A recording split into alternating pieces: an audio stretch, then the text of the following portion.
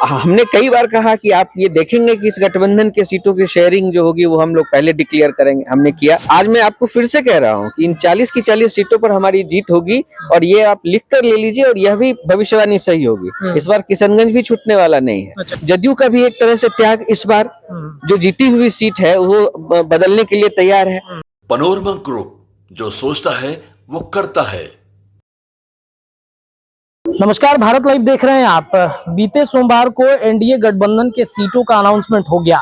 16 + 17 + 5 + 1 + 1, एक उपेंद्र कुशवाहा को और एक जीतन राम मांझी की पार्टी को मिला है।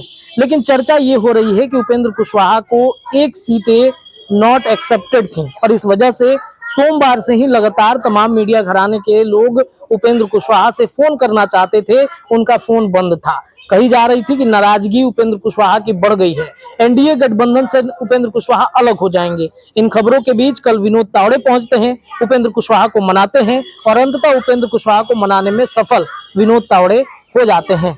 आखिरकार मामला कहां फंसा हुआ था, क्यों उपेंद्र कुशवाहा की नाराजगी बढ़ गई थी? हमारे साथ आरएलएम के प्रवक्ता नितिन भारती जी हैं। सर, विनोद तावड़े जी ने मना लिया आप लोगों को?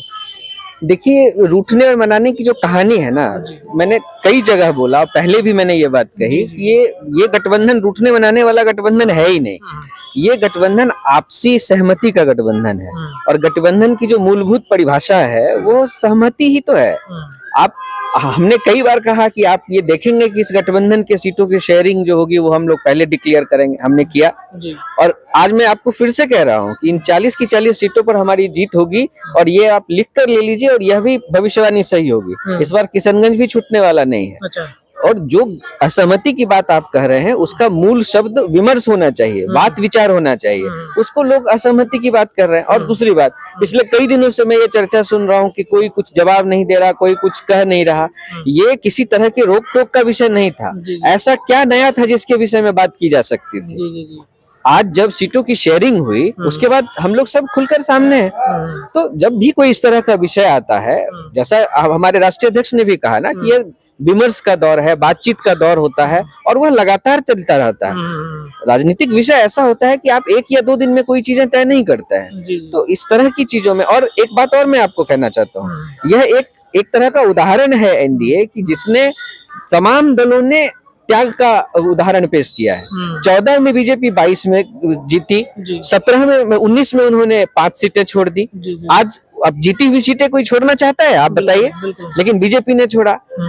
जब आप देख लीजिए, जदयू का भी एक तरह से त्याग इस बार जो जीती हुई सीट है वो बदलने के लिए तैयार है, एकोमोडेट करने के लिए तैयार है। ठीक उसी तरह से 14 में हम 3 सीटें जीते, आज हम 1 पर सहमति अपनी दे रहे हैं। तो ये त्याग की सहमति है, त्याग के आधार पर की गई सहमति है। और जब लोभ के आधार पर गठबंधन होता है तो कैसे सरफटोबल होता है, उसका उदाहरण महागठबंधन में आप देख सकते हैं। तो मतलब ये कहना है आप लोगों का नाराजगी नहीं थी, तो फिर आप लोग फोन क्यों नहीं उठा रहे थे? सब देखिए, नाराजगी का विषय मैंने यही कहा कि जो सवाल पहले नहीं किया गया था एनडीए गठबंधन, ये सतत प्रक्रिया है, सतत प्रक्रिया है। जब कोई चीजें प्रक्रिया में रहती हैं तो उस पर आप किस तरह का कमेंट कर सकते हैं? हमने ये स्पष्ट रूप से कहा कि हम एनडीए के हिस्सा हैं। उस पर अगर कोई नई बात आती तो आपसे बात की जा सकती थी। उस पर कहीं से कोई सोचने का विषय ही नहीं था।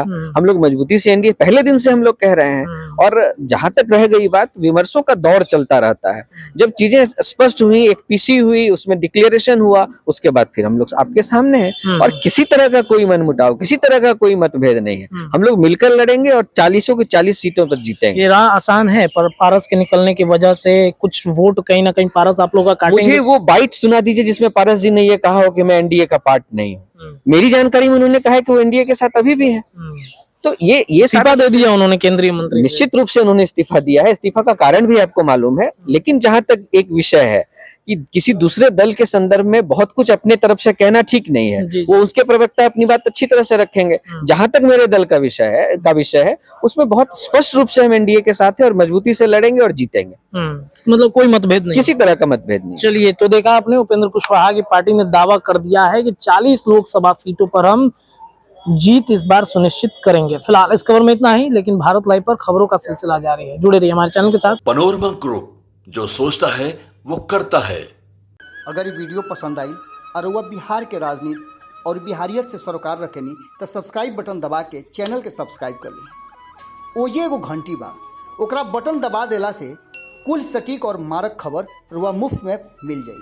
अगर रुआ पत्रकारिता के हमनी के नया प्रयोग में सहयोग कर चाहतानी तो ज्वाइन बटन दबा दी। पेटीएम नंबर नोट कर ली 9386816700। धन्यवाद।